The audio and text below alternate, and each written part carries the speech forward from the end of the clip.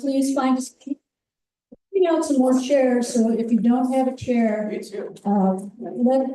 us know and we'll make sure that you get one. Yeah, everybody, wait, what was that? Oh, extra chair, yeah, there's some extra chairs here, so please come and fill in.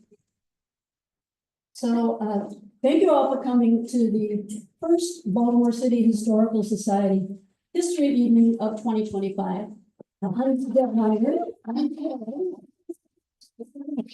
Thanks, Sam. I'm co-chair of the BCHS History Evening Committee along with Aiden Faust, who's back here somewhere. Right There here. it is. Okay. And we're thrilled to welcome everyone back to the Village Learning Place for the very first in-person Baltimore History Evening since 2020. So that was really.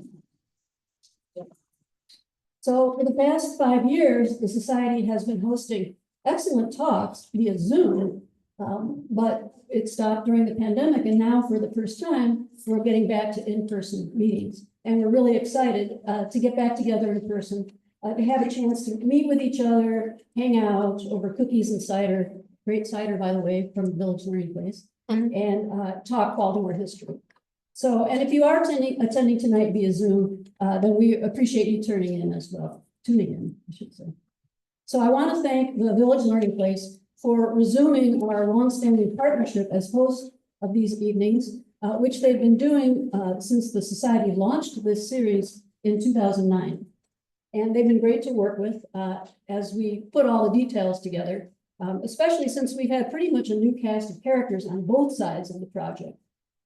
Except for one person who I really want to acknowledge, and that's Mike French, standing in the background. Such an important job of leading the series for so many years for the BCHS. And in fact, some of you were probably surprised to see me up here and not that tall, thin guy with the goatee, who we were so familiar with for so many years. So I'd like to just say a word about the BCHS before we get started. The Society was created in 2002 to promote research into Baltimore history and bring that research to the public with free programs like this one. And this year, as usual, we have some fascinating talks planned. So if you didn't get a flyer with the whole 2025 schedule, please grab one on your way out, the green flyers that are on the table over there. So, and by the way, we are an all-volunteer organization with a very small budget. So please check out our website and consider donating online if you support it. So, and then just one other thing I want to add before introducing our speaker, and that is to please silence your cell phones if you haven't already. Okay, so to kick off our 2025 series, we're delighted to have with us Nicole Fabricant, whose talk is titled, "Who Has Coal Fever? The Invisible Violence of the Coal Supply Chain from Extraction to Export, 1970s and 1980s. Nicole is a professor of anthropology at Towson, where she teaches classes on environmental justice, among other things. She's author of the book Fighting to Breathe, Race, Toxicity, and the Rise of Youth Activism in Baltimore, which looks at the impact of toxic industrial facilities in South Baltimore and how residents are fighting back. And after Nicole speaks, we will have time for a Q&A with our live audience here. So thank you very much, and take it away. Okay. I'm humbled and honored to kick off this series. It's really exciting that this is back in person now. I see so many students and comrades in struggle in the audience, and new friends from the Baltimore Historical Society. But I really do want to thank Aiden Faust for really being the force behind a lot of this. Aiden's the Associate Director of Special Collections at University of Baltimore, and Aiden is networked all over. So with my first book, he really just created all sorts of connections at the state level, at the Museum of Industry, introduced me to Jenny, and I wanted to give a shout out to Jenny Spanner, who's here as well from the City Archives. Thank you both, because a lot of our work would not be possible without incredible archivists. So appreciate the work you guys do on the area. And thanks to the Baltimore Historical Society. So who has coal fever? The invisible violence of coal supply chains. This is a story about capitalism and its subsequent injustices. It's a story about coal, and it's a story about how coal brought hope, stability, success, unevenly distributed, and ultimately toxicity to Baltimore and its people. The actors in the story include regional politicians, developers, economic advisors who saw coal as a money-making initiative, a quick fix for problems that included, just to name a few, manufacturing decline, white flight, and citywide debt. They also include poor and working class residents in neighborhoods destined to accommodate new coal infrastructure, railroads, piers, storage facilities, circulation, and inevitable toxicity. In what follows, I describe how and why we, Baltimore, became a major exporter of coal. I'll trace the role of coal in countering some of these processes that I mentioned in the late 70s and 80s. What are the hidden costs of the coal supply chain from extraction to export? And how does our coal supply chain link poor white Appalachians to Black and brown Baltimoreans in a shared struggle for environmental justice and autonomy over land as well as community? So the Port of Baltimore and its proximity to the Northern Appalachian coal fields provides the region with geographic advantages in the coal industry. And in 2025, the port features 2 full-service coal export piers. So what you see here is the Curtis Bay Export Pier, which I'll be talking about. This is owned by CSX, a multinational rail corporation. The other, I don't have a picture of. These are both images of the Curtis Bay coal facility, and they were taken actually by a young South Baltimore photographer, one of our high school students. So I want to give Brian Johnson credit for his incredible photography. This is the Curtis Bay, and then the second one is in Canton. And that's the CNX, Consol Energy Baltimore Marine Terminal. And it's served by both CSX and Norfolk Southern Rail lines. These 2 export piers make Baltimore the 2nd largest coal export pier on the East Coast. In 2023, we exported more than 28 million short tons of coal, 28% of all coal exports in the United States. Coal is carted into the terminals from Western Pennsylvania and Northern West Virginia on Class 1 freight rail cars and then dispatched to the rest of the world via barges and ships. For those living near the port, the transportation, the storage of coal on its way from the mines in the Appalachian Mountains to far-flung kilns in India. And the stories are incredible of the cement industries in India and brick making, really rural poor people that are working in these kiln factories, utilizing our metallurgical coal essentially for construction. And in South Baltimore, coal is a mundane but ever-present imposition. This is especially true of Curtis Bay. This is Curtis Bay. It is a low-income, mixed-race community on the South Baltimore Peninsula, which has recently turned into a kind of post-industrial wasteland. For more than 100 years, Baltimore City has utilized this part of the city for its most toxic industries.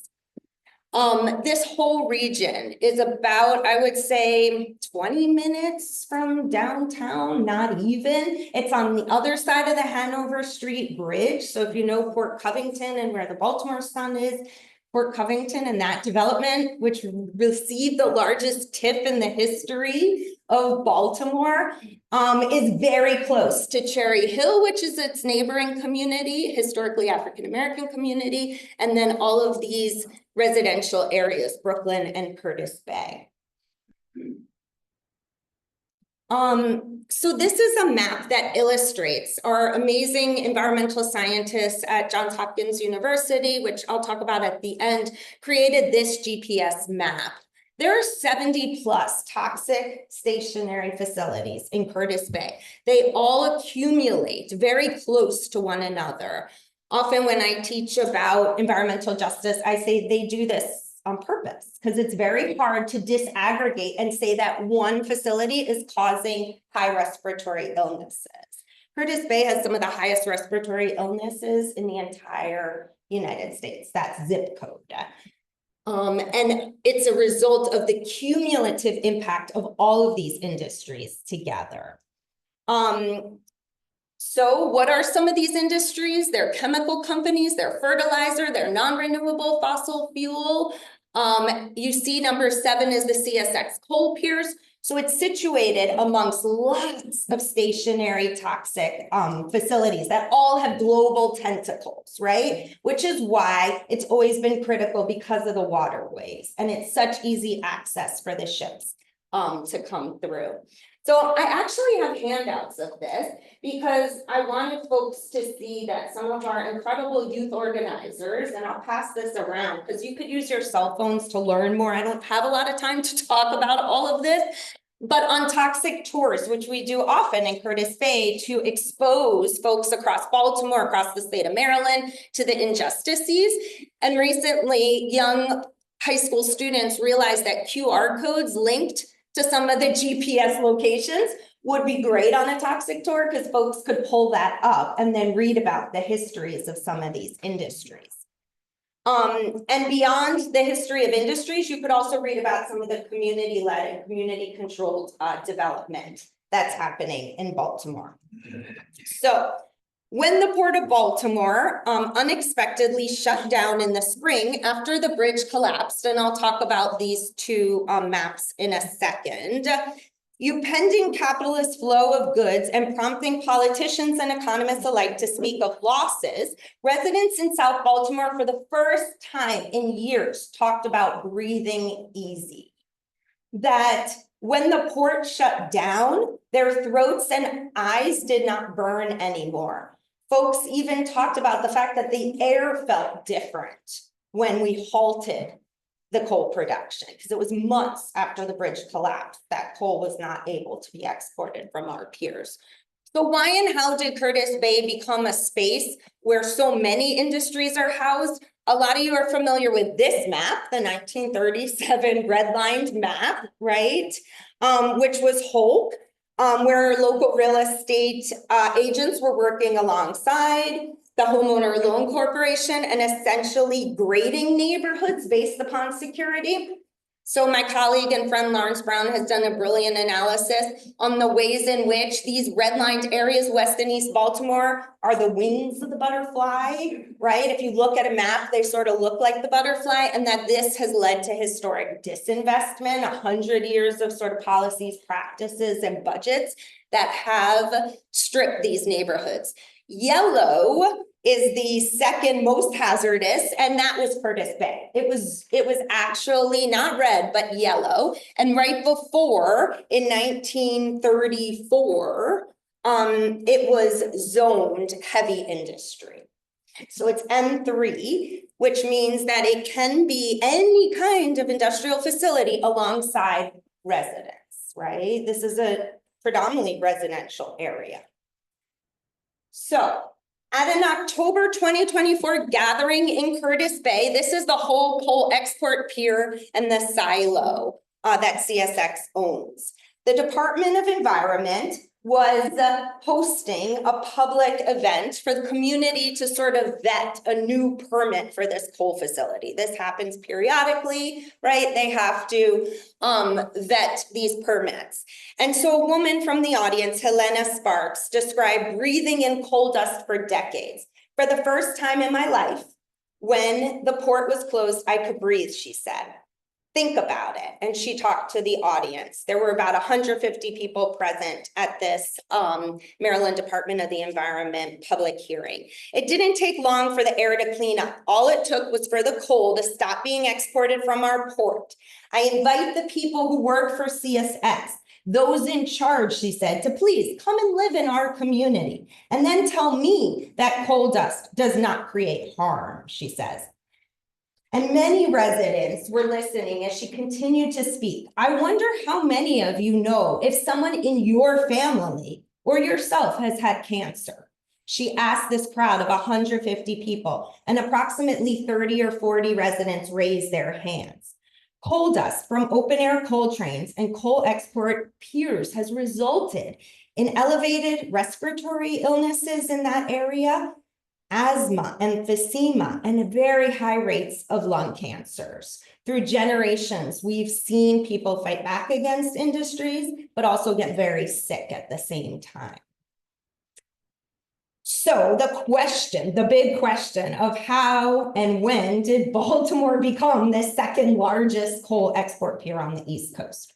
Well, in the 1970s and 80s, when coal came to the fore, there were two political leaders that were at its helm. One was Donald Schaefer, who was the mayor of the time, and Maryland Governor Harry Hughes. And they represent this interesting tale of two different political figures, yet they came together. Hopefully it's still up here, not sure. Okay, there we go.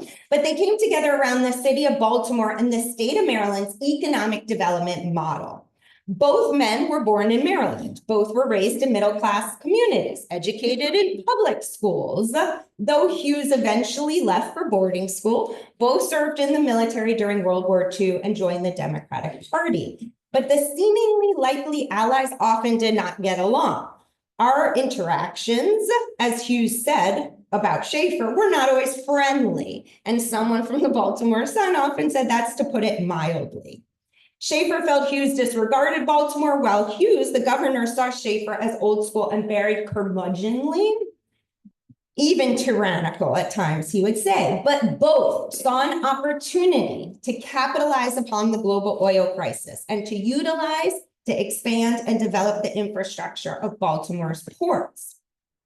All this required federal assistance to dredge the waterways in order to expand coal to export to European allies.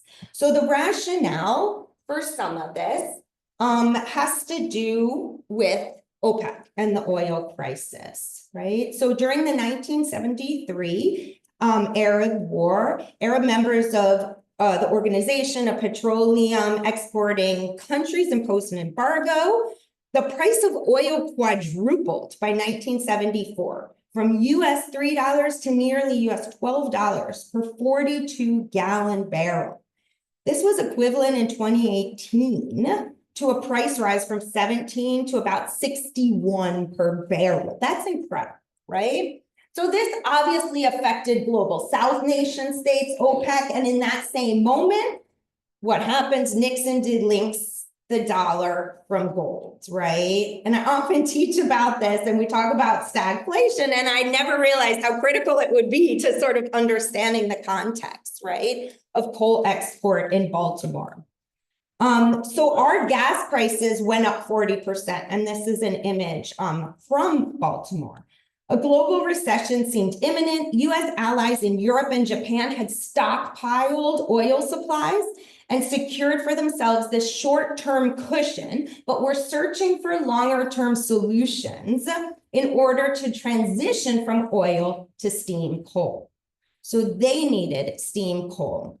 European allies to the United States essentially sought out these alternatives. They had their eye on metallurgical coal, which led to a renewed interest in utilizing domestic coal reserves, including steam coal. So here we have an article that I found in the city archives, props to Jen, which is Appalachia congressman touring the port of Baltimore. So the politicking goes back, right, of Appalachian congressmen coming to Baltimore in 1981. The journalist Peter Meredith argued that the political and elite classes of Appalachia, along with congressional representatives, came to Baltimore in 81 to make deals regarding the export of coal. Representatives from West Virginia, Clarence E. Miller, a Southern Ohio Republican, argued there are 8,000 miners out of work in Ohio. We're ready to put these miners back to work, but we need a space to do it. A West Virginia Democrat and chair of the Congressional Coal Group argued in an article 6,000 miners have been laid off. Both men believe increased coal exports could put all these men back to work. So the 4 congressmen were there to learn about the Port of Baltimore and attempt to increase the coal export facilities. If Appalachia wanted something from Baltimore, Baltimore also wanted something from Appalachia. Barbara Mikulski served as the US Senator, and in the article, they're meeting on the 20th floor of the World Trade Center, and she says, you're looking at the group that produces coal. You're looking for jobs. You're looking for jobs in the private sector. I think we can form an alliance where we make a common push for transportation legislation. And she said at the very end, I think I'm going to have to go down to the coal mines so that we could solidify this balance that has been formed in Baltimore. So a combination of pressures globally and the pressure for federal funding, and mainly the federal funding was needed to develop infrastructure for coal export, but also for dredging the harbor. Baltimore just did not have the money to dredge the harbor. So this created all kinds of possibilities. And it was also a moment where Baltimore, as Schaefer said, desperately needed a facelift. And I'm going to get into that a little bit. Revitalizing the city of Baltimore in the aftermath of the civil rights movement, the uprisings that occurred with the assassination of Martin Luther King led to a moment where lots of folks were trying to market and advertise and think about Baltimore differently, a friendlier space for private industry. So as geographer and political economist David Harvey describes in his classic View from Federal Hill, Baltimore, like many cities in 1960s, was wrecked by race riots and civil strife. Concentrated in abandoned and decayed inner cities, this breakdown in civil order focused on racial discrimination in job and housing market, unemployment, and disempowerment. The uprisings and the burning that gutted downtown Baltimore in the wake of the assassination of MLK left 6 people dead, 5,000 arrested, massive property damages, and streets now patrolled by the military. Much of this resulted in the circulation of images depicting Baltimore as a city of violence, a city that was uncontrollable Black rage, which we've seen over and over again in the images that circulate of Baltimore, which influenced and shaped business investments in this region. So concentrated in abandoned and decayed inner city areas, Schaefer was focused on how and in what ways can we recreate this image. So what does he begin to do? Well, this is an image of some of the deindustrialization, the white flight that are simultaneously occurring in the aftermath of the uprisings of '68. Unemployment surged in Baltimore, and it was incredibly bleak. In 1973, after Nixon announced that the urban crisis was over, Baltimore faced the beginning of the end of a large-scale federal programs to assist cities with their problems. Not long after, this was coupled with budgetary cutbacks in the Reagan years, which led to another recession of 1981 to 83. This brought powerful waves of job losses to Baltimore. There were cutbacks in manufacturing. The grocery chain Acme lost 1,200 jobs. Bethlehem Steel, 1,500 jobs, and the list goes on and on. In a Washington Post article entitled "Baltimore Heavy Layoffs Make Baltimore's Winters Uncertain," more than 8,500 workers were laid off from their jobs. Many of the city's finest restaurants were shut down during this period. So this became a very serious situation for particularly Schaefer and his community, right? Paul Samuels, a press spokesperson for Donald Schaefer, said it's a serious situation, no doubt. People are out of work. The sad thing about it is this isn't a surprise. Everyone has known we were on the edge of a dangerous situation for a very long time. So the Baltimore Promotional Council, alongside with the Greater Baltimore Committee, began thinking about how to remarket Baltimore. So this comes from the Baltimore Promotional Council, 1974. When I found this, I said to Jenny, oh my God, look at this. Baltimore ain't bad. The ugly duckling puts on swan's clothing, right? So this is part of the advertising, the manufacturing of bringing white folks back to the city of Baltimore and revitalizing essentially the economy for the private sector. So that's just one of many images, right? Baltimore has more history and unspoiled charm tucked away in quiet little corners than most American cities. This actually, you guys probably saw the Banner article that came out, right? About the charm bracelets and Charm City during this period, Baltimore getting its name essentially. And every tourist who came would receive one of these charm bracelets, right? So this was like really sort of hard work. No, this is, I just love this photo. This is the Greater Baltimore Committee. This is 1980. And this is the crew that was essentially scheming around both the image of Baltimore, but I am arguing that it goes hand in hand with revitalizing the ports, right, and the waterways. So the Greater Baltimore Committee, this group of guys, essentially born in 1955 to create an action-oriented organization of business leaders and to visualize ways to meet Baltimore region's competitive challenges and to lure private sector influence and resources. So they consulted groups like Lazar Management, who came in during this period to study whether Baltimore was going to be able to amp up its coal production. So the greatest possibility for expansion and development occurred in Baltimore's ports. Many of these GBC folks were arguing. Governor Hughes put together an export coal task force. So it was a group, some of them were GBC, some of them were Baltimore Economic Development Corporation, some were other political and business figures. And they basically reported back that Baltimore's geographic proximity should make it a top candidate for federal funding to dredge the harbor for coal exports. The GBC argued that the total economic impact from coal, if we amped up in the mid-80s, could be between 756 million to possibly, they were saying, the entire benefits of the port activities, if we improve the port, would be about $4.65 billion. Have we ever seen that in Baltimore? No. So coal will increase the total benefit derived from about 16% to 37% of the port.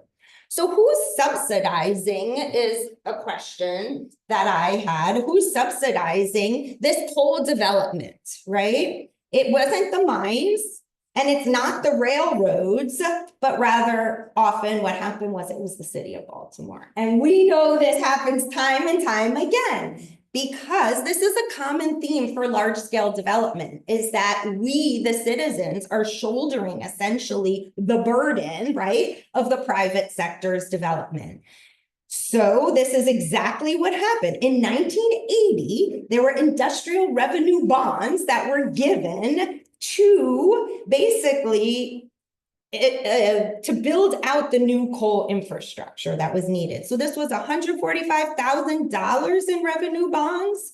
By 1985, there were more revenue bonds that were given to both the railroads and to actors that were coming in to develop some of the infrastructure. So the magnitude of this growth can be seen by comparing it to just the 5.9 million tons of coal in 1978.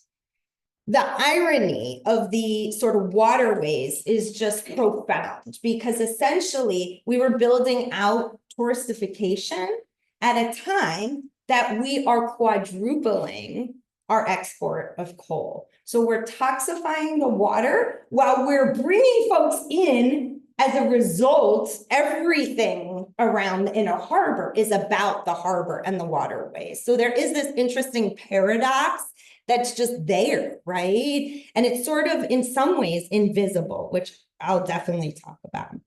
1980, the visionary developer James Rouse opened Harbor Place.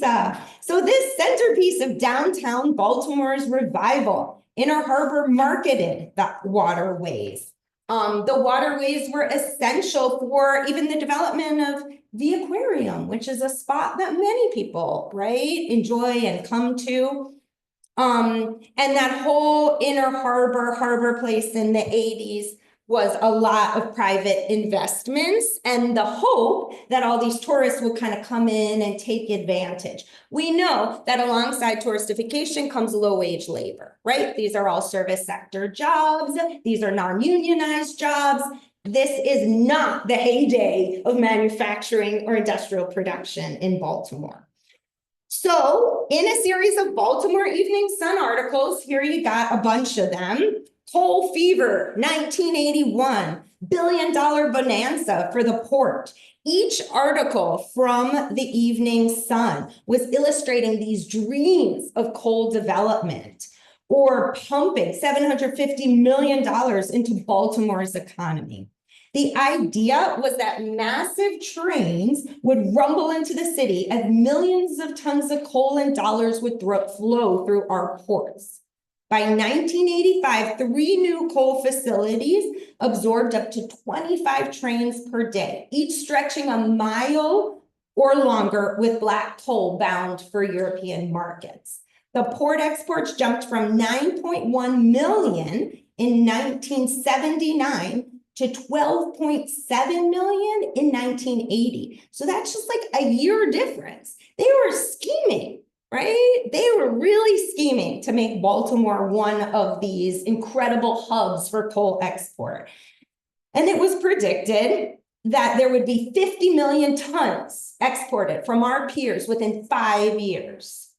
So that would quadruple, essentially, what we were exporting. Yet the community residents of Curtis Bay, even back then, were arguing that they were concerned around the export of coal. The Evening Sun found estimates of fugitive coal dust, and these are things we're still thinking about, but this was 1980, that fugitive coal dust fluctuated from 370 tons to 15,000 tons based on 50 million tons that we were exporting. That's a lot of fugitive coal dust, right, in the air.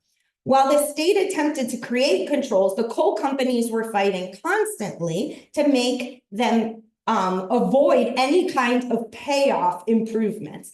So that was part of Maryland Department of the Environment. They were trying to say that these payoffs would improve air quality in places like Curtis Bay. But the coal companies and the railroads convinced Baltimore and the state of Maryland that this was the only way to improve the economy, was to develop the pier for coal export. So these are all the air standards, and this is a mapping of the coal exports. You could see from 1965, right, up to 1990, and it's by coal trains, essentially. And when we travel to Curtis Bay, and I know Max Alvarez, huge shout out to Max and the Real News back there, we see these coal trains filled. They're never not filled with open air coal dust, just sitting there waiting to get into the CSX coal facility.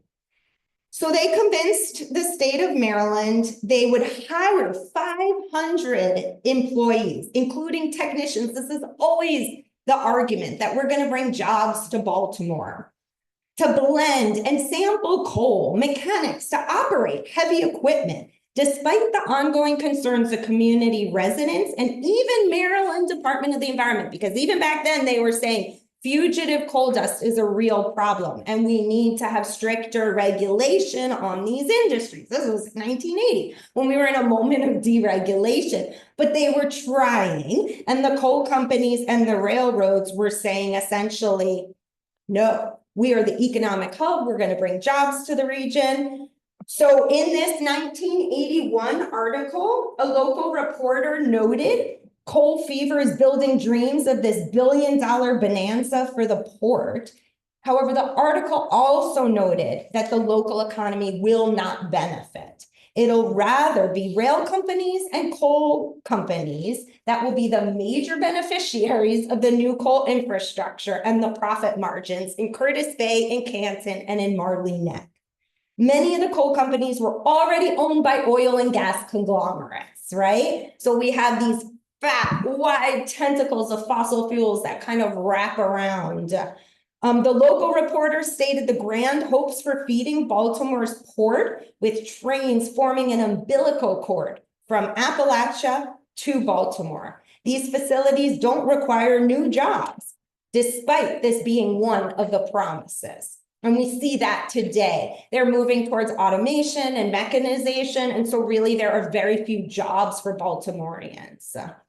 So the benefits to the city of Baltimore are not impressive as far as jobs go. And even in the GBC report, there were all kinds of illusions around property values going up and tax dollars and how this was going to be beneficial. We did not see any of that as a result of the coal exports.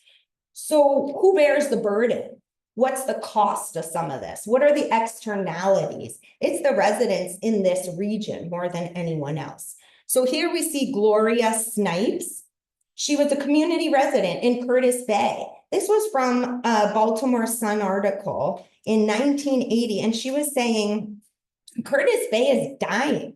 And this certainly, the export of coal is not going to help our community.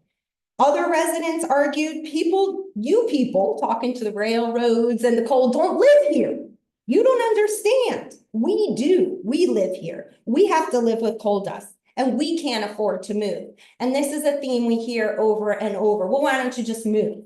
Why don't you move out of the region? Well, many people can't afford to move, especially as rents and housing prices are off the charts. So they remain in an area that is zoned M3 and a coal pier that's 1,000 feet from a recreation center where kids play amidst layers of coal dust.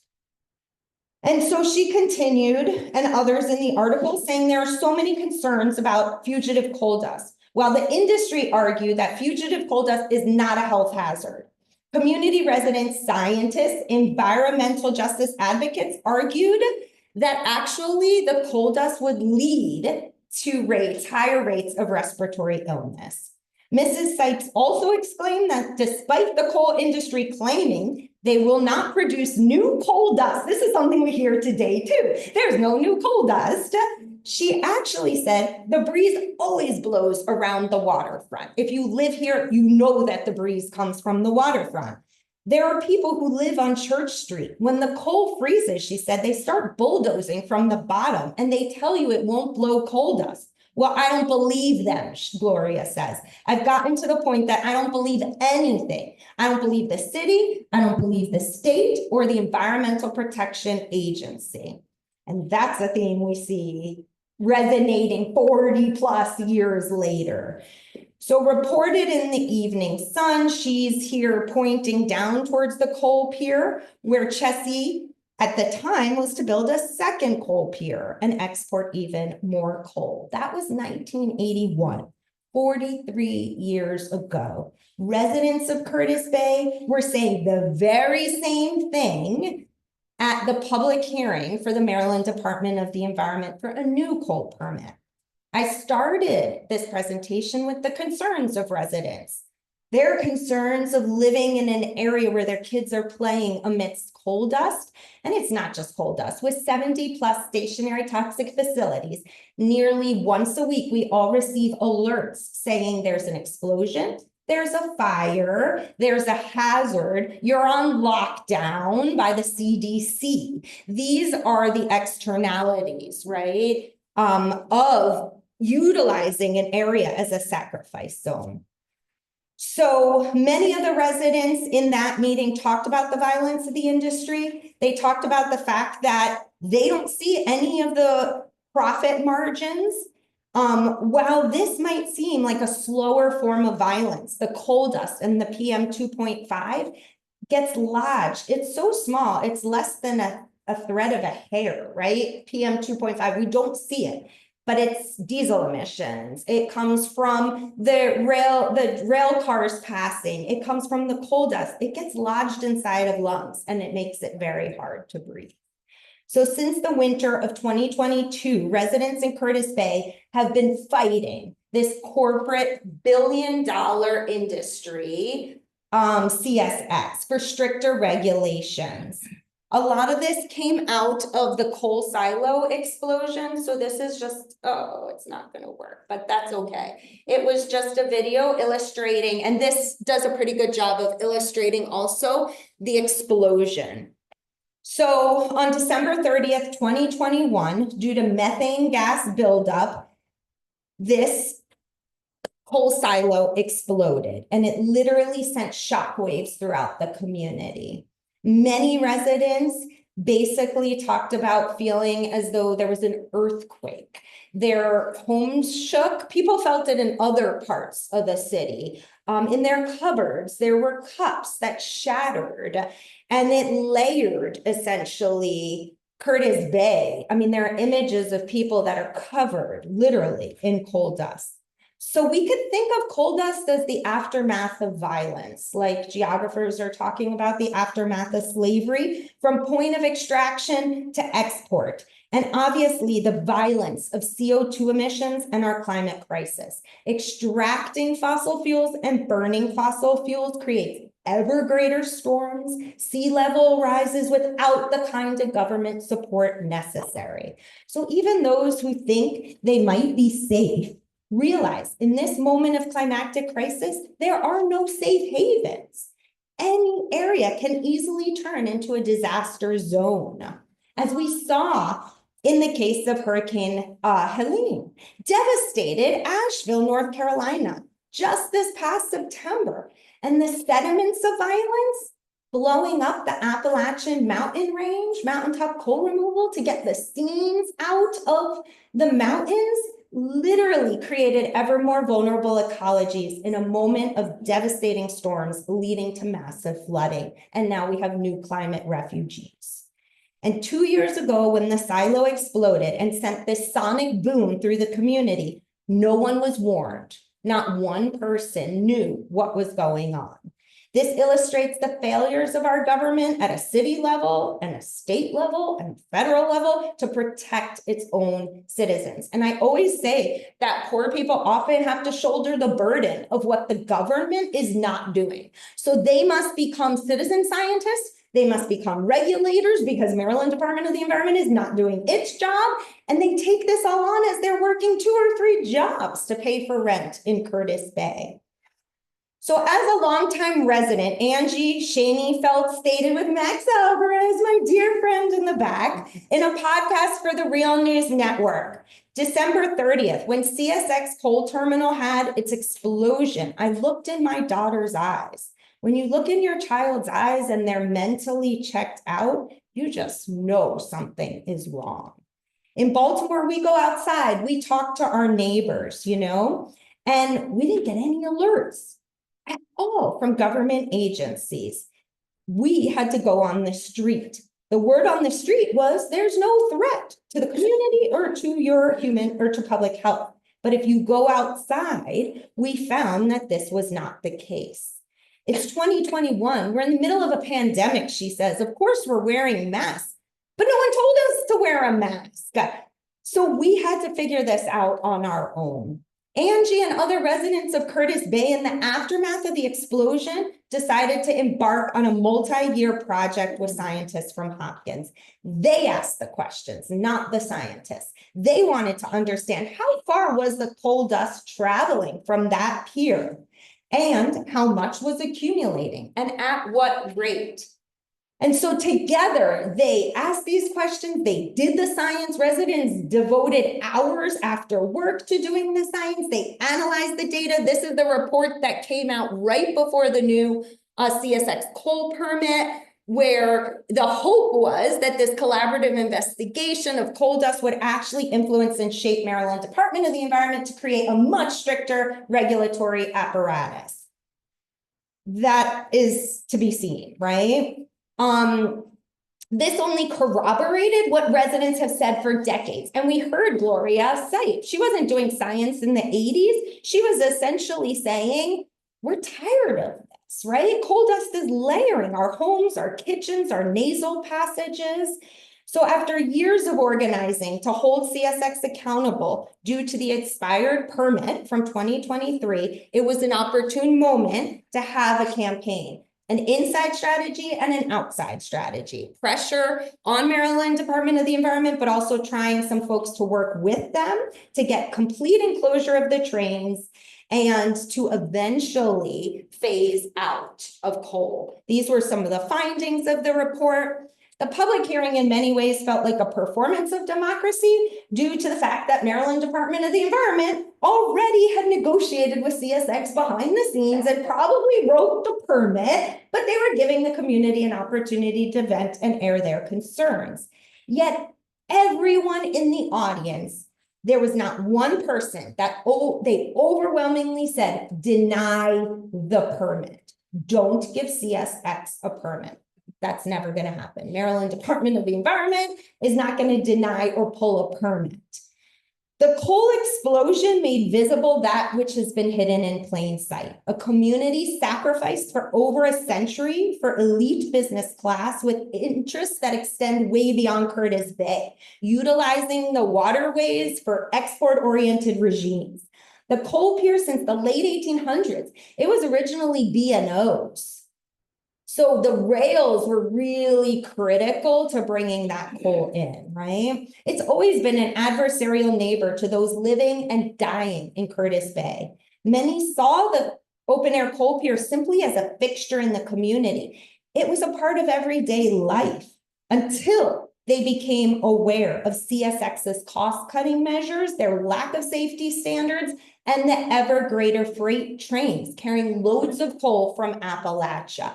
And the crisis of the explosion really galvanized folks. So it turned a community that had been qualitatively since the 1980s saying, we don't want to expand this export regime into a battleground where many folks, residents have not had a history of political organizing, are charged to join this movement and fight CSX. While the organizing work continues, the fight for a just transition is not over, and the community will continue to live and breathe alongside this violent supply chain. And I'll end it there.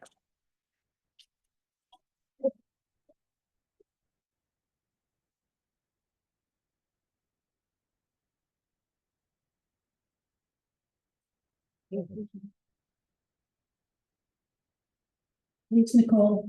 Just a perfect example of how problems that we deal with today have such historical roots. So we're going to do a Q&A now with the live audience. And I will, if you have a question, you can say your question and I'll repeat the question so that it is recorded on the Zoom. So just open it up for questions now. Does anybody have a question they want to start out with? Yes. Yeah, I'm surprised actually that Baltimore City embarked on this program. I've lived here for many years and I really never heard of it.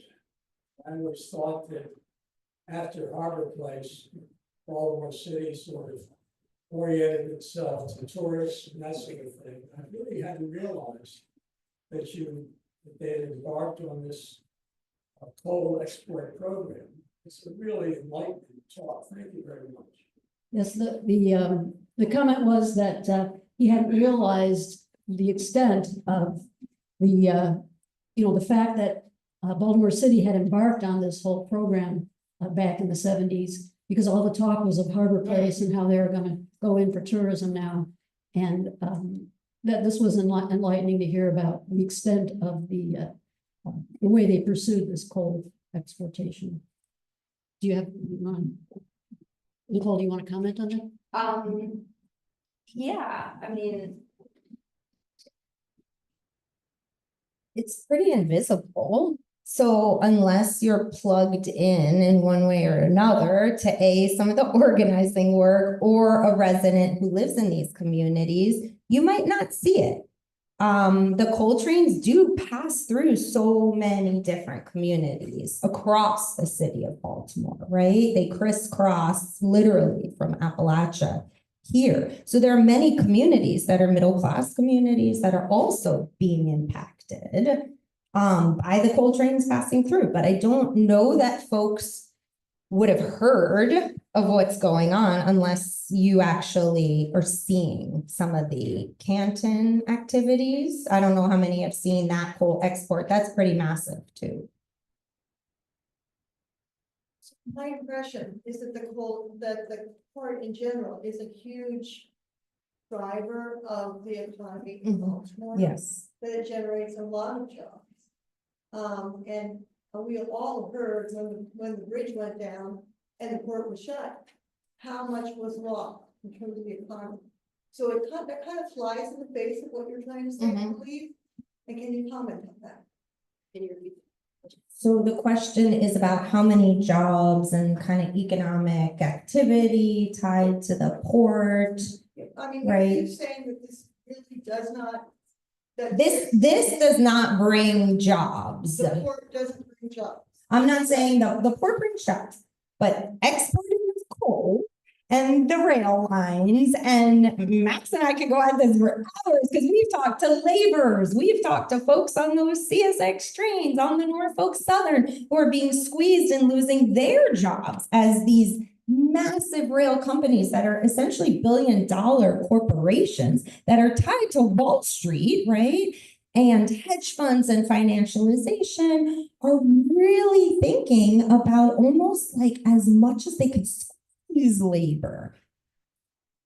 Right? Did you want to add to some of that? Yeah, I was just gonna. We've definitely say, talked to lots of folks. Take the railroads as a perfect example. Like, okay, the railroads are providing jobs, right? So as someone who's been interviewing railroad workers, what I can tell you is that for the past like 20, 30 years, the railroads have been laying people off more and more. In fact, the trains have been getting bigger, And bigger. longer, heavier, packed with more dangerous stuff, less regulated, all while the rail companies have been consolidating the number of people on those trains down to 2 guys, and they were trying to get it down to 1. Right. So imagine the East Palestine derailment Right. 2 or 3 years ago coming up now, and if there was 1 guy on that train, how much more damage would have been done to that community of workers, working people like us, just like the people living in South Baltimore who are being impacted by this.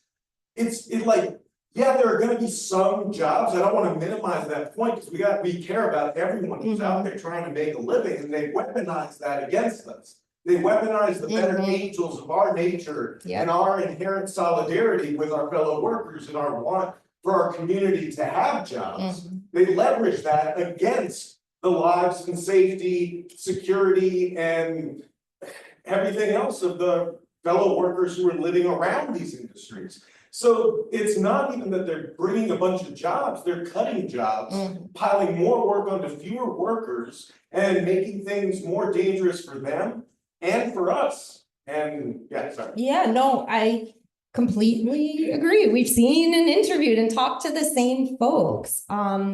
So we always have to ask ourselves, like, how did this happen? How is it that we have 3 billion, multi-billion-dollar rail corporations that are essentially benefiting from fossil fuel extraction and dangerous chemicals? Like the East Palestine bomb that exploded was carrying horrific chemicals that are fueling our petrochemical and plastics industry, right? So not only are communities being impacted, but the workers as well.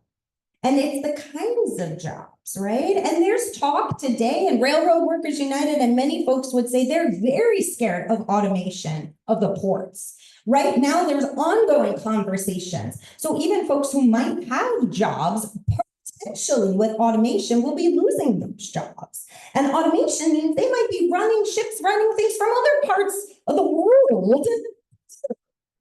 Do we want to? I don't. Yeah. Lastly, it should also be noted, they're more profitable than they've ever been. Right. That's the missing key, is like, Yes. there's a whole lot of economic activity and value and profit coming from these things that we were promised. But we are not getting. Right.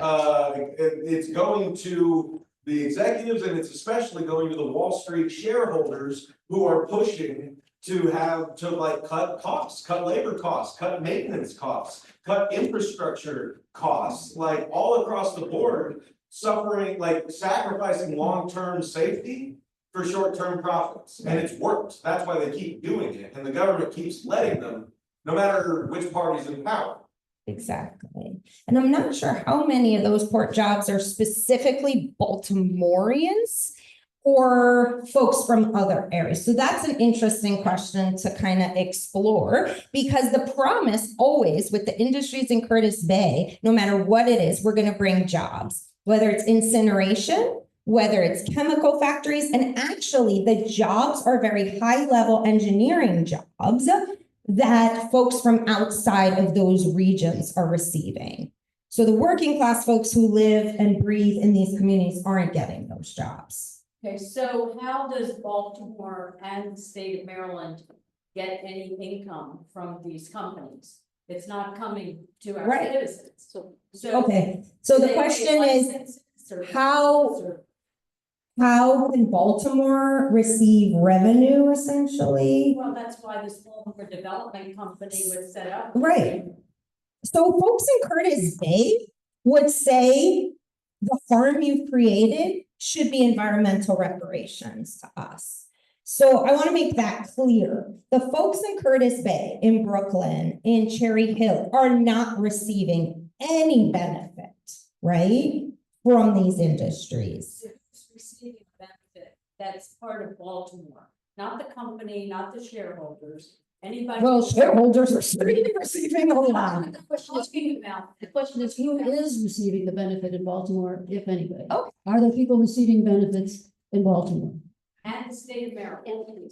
So who's receiving benefits in Baltimore? I throw that out to all you fabulous people who are organizers out there. Lorraine, who do you think is receiving most of the revenue? I mean, we're part of a campaign together to hold anchor institutions accountable, right? Hopkins, UMD. I mean, this is part of our economic model today as well, is expansion of eds and meds. Who's receiving the money, right? Okay, so who is receiving the money from coal? The railroads are receiving the money. Us, in terms of the state of Baltimore, in terms of the state of Maryland and the city of Baltimore, we're getting very little. It's taxes. Yeah, how much? Somebody must have the figure. It is impossible to get that. Impossible. I have tried for years and years to get that information. So the comment was that the benefit that Baltimore is getting is from taxes, but we don't know how much. They don't pay permit fees. The question is, do they pay permit fees or any kind of fees that are benefiting the city? And you can't get freedom of information. It's very, very hard. Most of that is not revealed. You can't get that data. It's almost nearly impossible. I have tried. Okay, I think we have two You questions. can't there. even get rail data because it's all privatized. Katie and Jim. Katie, do you want to go? Has anybody done a recent analysis of what are the highest benefiting coal companies from the port at this time? Yeah. And where their coal The companies? question is, has anybody done an analysis of what are the highest benefiting coal companies? And where their coal comes Yeah, from. And where the coal comes from? So we're tracking that now. Arch Coal is located in St. Louis. You can look them up. They are the major beneficiaries. They have mines in Southwest Virginia and in Pennsylvania. And all of our metallurgical coal is tied to Arch Coal. And what I'm trying to figure out is the connection between Arch Coal and the railroad, CSX. And that's a harder sort of piece to figure out, is this rotating door between the railroad corporations and the coal companies. We know they're working together, but what the profit shares look like, you know, who's benefiting in terms of extraction all the way to Baltimore. Yeah, but it is Arch Coal is the major. one of the biggest problems for the city is the city cannot regulate the railroad. Right, it's federal. Yeah, I mean, city has a Right. regulation that railroads cannot block an intersection for more than 5 minutes. But if you drive through Canton on Boston Street You're stuck. half a dozen times a day, that intersection can be blocked for anywhere from 15 minutes to a half hour. And that's Norfolk Southern with 123 cars Right. taking coal to the Canton. So it was pointed out that the city can't really regulate the railroad. No, they can't. The city doesn't have the power to do that. Regulation they want, Yeah. and then all the railroad says that's very nice. Yeah, the railroads, the example Railroads are of, untouchable. They are federal, so if we want to change any railroad regulation, we do have to go through Congress. Then, they have their own entities at the federal level, and so they self-regulate basically. And the city has told us that time and time again. However, in Richmond, California, and I'll just give an example, they have been fighting a similar battle, and their city council, because of the movement that they have built with grassroots organizers, etc., passed some ordinances. So our city council does have the power to intervene. We have tried, they have not. But now they're beginning to phase out. So it started at city council and it's moving towards a just transition in Richmond. They don't have power. They can write any ordinance they want, Right. but the federal. It's gonna, absolutely. Do we have a question? Yeah. Yeah. Two questions. Number one, is this analogous to the LNG plants? The export of gas. Export of gas? Did you pick out it? Yes, is this analogous to LNG exports? Absolutely. Folks in Appalachia that we work with are actually talking about LNG being the next resource crisis hub that our ports will be exporting LNG gas. And we know that much of that is being fracked out in Marcellus Shale, and fracking has created all kinds of environmental and human health concerns. We visited many of those fracked zones. So it's feeding some petrochemical facilities, but then it's also going to be exported, that gas, towards European markets. Absolutely. It's because Maryland had decided not to have. I know. But now we will be probably using our ports to export And, LNG gas. Yeah. and is Arch Coal, is that the successor to Peabody? No. Sorry, what? It's not. To Peabody. Yeah. What's the question? Thank you. I just have two quick ones. One, on one of your slides, I saw Hess, Citgo, I saw a few other spots. So I was just wondering what infrastructure is that? Yeah. Is that also related to coal, or are they doing? Other. And then my second is the coal export at capacity, or could it get worse?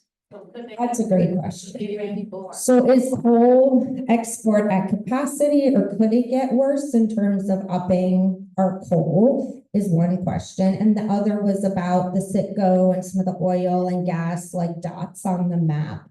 So mainly it's passing through. We don't refine oil and we don't necessarily, but there's lots of gas trucks, right? So there are housing, there's infrastructure in Fairfield.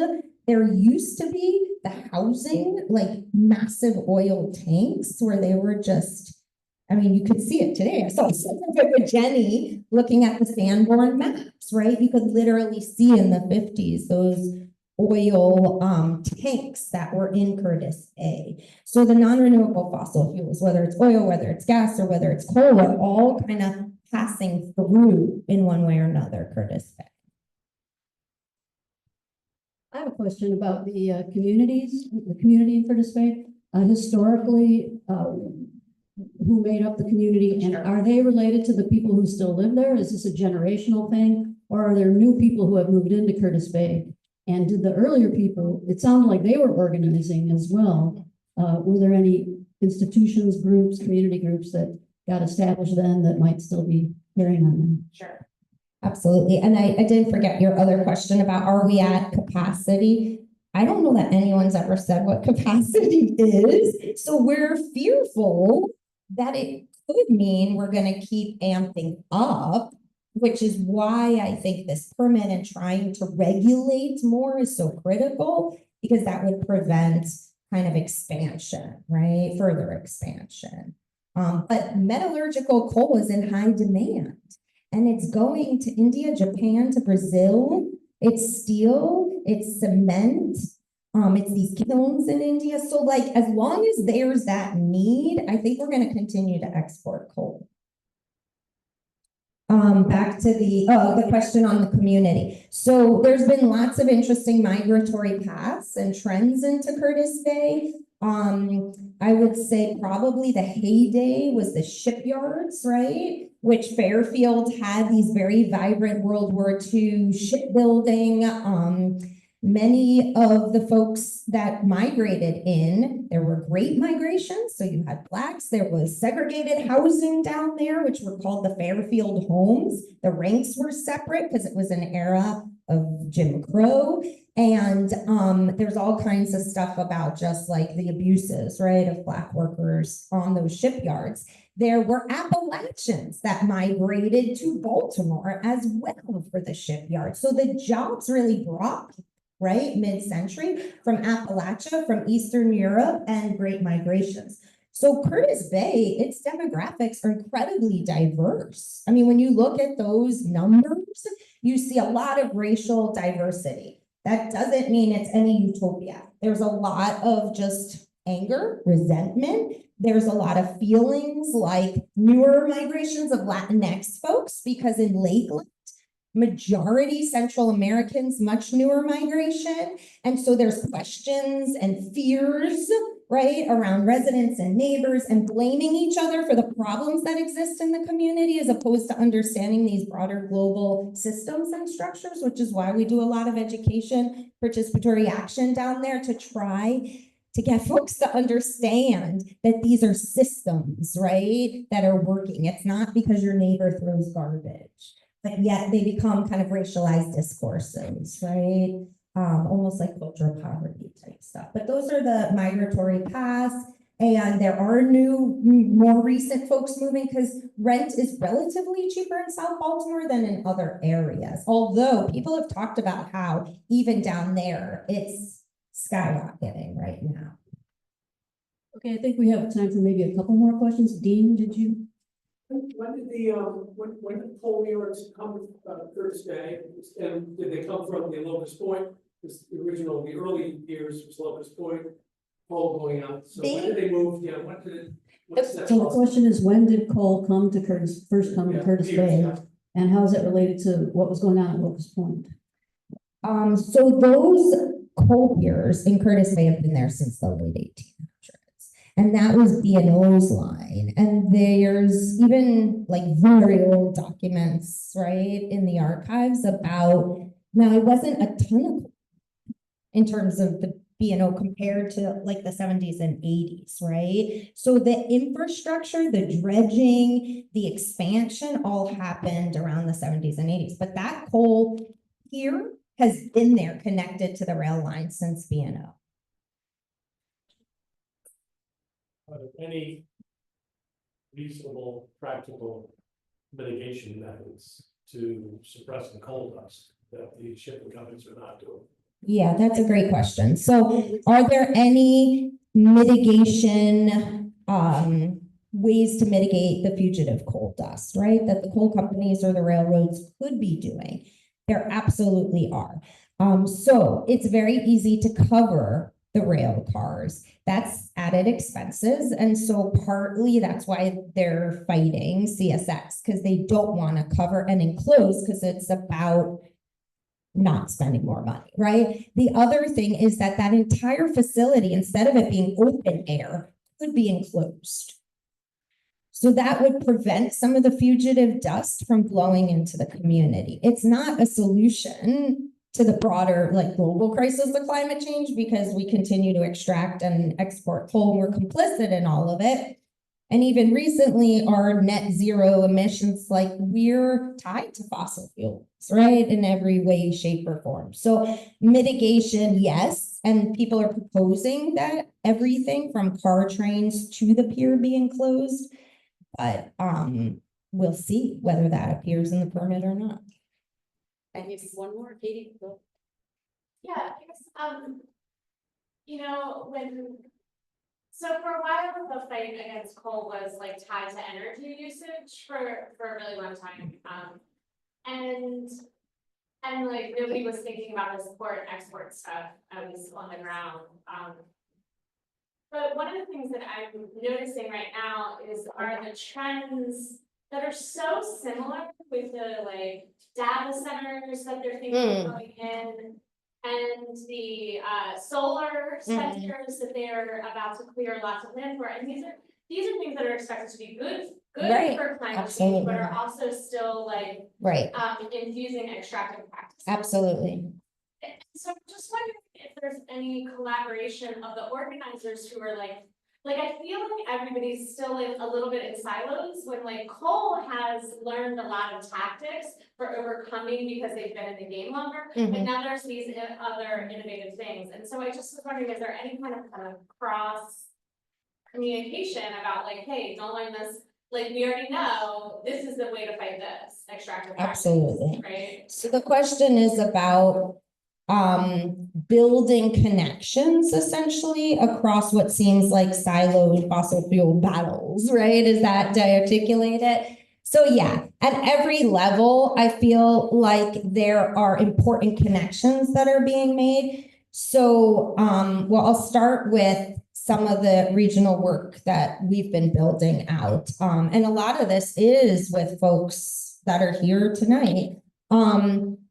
We have thought about what would it look like to organize across an entire supply chain from point of extraction to export. And so I don't know that that's happened so often, right? But we've been building these allegiances and solidarity with folks who live and work in Appalachia, right? And so they came to Baltimore recently to see our export here. So it's very different, right? The congressman in the 80s coming to check it out. This is about political organizing and movement building. And so they came to actually understand what was going on here. And they had so many insights also around the coal explosion. So this is how it happens. This networking, they're like, we know coal. Oh no, that doesn't seem right. What the industry was telling you guys, let us tell you what we've seen in our communities. So that's the way kind of fine textured, I think, relationships and building across regions. I say capital is boundless. It reaches way across state boundaries, across national boundaries. So our movements have to be as agile and flexible and malleable as capital flows, right? They certainly are. The railroads have figured out how to do it, right? And so these like cross-border ways of organizing, it's happened with petrochemicals and fracking a lot. I've seen that, where in fracked communities, they've seen the hazards of fracking over the past 20 years. And now they're in areas like Pittsburgh or elsewhere where they're building out massive cracker plants that are tied to our petrochemicals, right? And they're saying, these are the hazards. Like, this is what awaits you. This is what we did. We used citizen science. We used air monitors. You should do the same. And so those tactics and strategies, pipeline battles are the same. I kind of teach about this, right? But oil and gas, you know, thinking about how and in what ways folks have organized in particular regions, Native Americans, no DAPL, being in conversation with other pipelines. So I feel like that's been happening for a long time around fossil fuels. Does it change the dynamic of things? Unfortunately, you know, not really. I mean, we're going to continue to see pipelines built out and more petrochemical and extraction. You know, so I think folks are beginning to think, how do we organize in this moment, especially, right? What does that look like when we will be extracting as much as we could possibly get out of the ground and burning it? Yeah, I think that's all we have time for right now. So I just want to thank Nicole for taking over the place.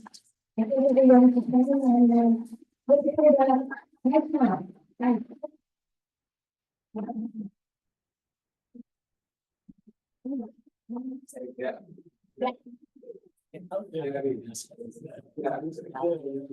Oh. Oh, and remember, Nicole's book is on sale over here, so please check out the book table, before you go.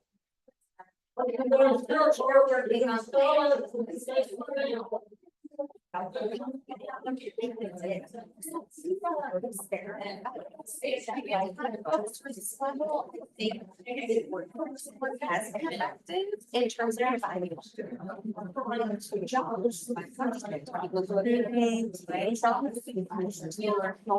industry, then we have like the less because